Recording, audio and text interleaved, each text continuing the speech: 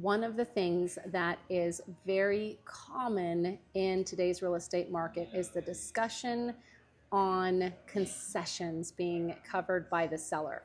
I've got your weekly market update, and I will touch on that today a little bit as well with some examples of what our clients are receiving. So last week we had a total of 154 new listings hit the market in our valley. That was up 19% to the previous week, so a nice increase in regards to inventory available. We had 114 accepted offers. That was up 10% to the week prior. Notice though, there's still that shortfall, 154 new listings, 114 accepted offers. So again, and we'll talk about concessions in a minute, definitely important to position yourself as a seller to be one of those 114. And then finally, we had 89 closed sales, which was up 19% to the prior week. Okay, so concessions.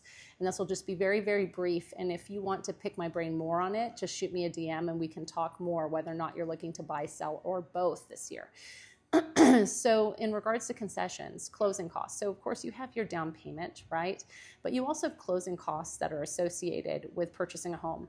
If you're purchasing via cash, your closing costs are minimal because it's really just going to be some escrow and title fees, your home inspection, but you don't have the bulk of closing costs that are usually affiliated with financing. So when you have a loan, depending on what type of loan, depending on the property tax rate, just different things, your closing costs will vary, but it's going to be somewhere between 2 and 4% depending on those factors, right?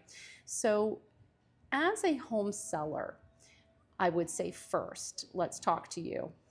It is important when you're getting ready to put your home on the market to be open to that conversation.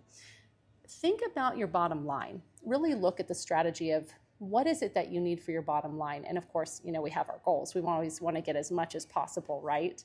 But really knowing clearly what your bottom line is and how you're going to get there. Because if you can be creative in incentivizing the buyer by offering some assistance towards their closing costs so they can maybe buy down their rate a little bit or just to help offset the fact that they have that cash to close, then you can position yourself to where you win and they win and you're not going to have a long days on market. And then buyers really, you know, just kind of looking at what your overall budget is going to be, what your financial input is going to be, and then strategizing with your offer to help find that perfect balance of what your monthly payment is going to be and also what your cash to close is going to be. Cash to close is your down payment plus any additional closing costs. So finding a harmony between those two numbers is essential for, you know, just positioning yourself well. So I can definitely explain more to you what all of that would mean for your specific situation because everybody's is different. So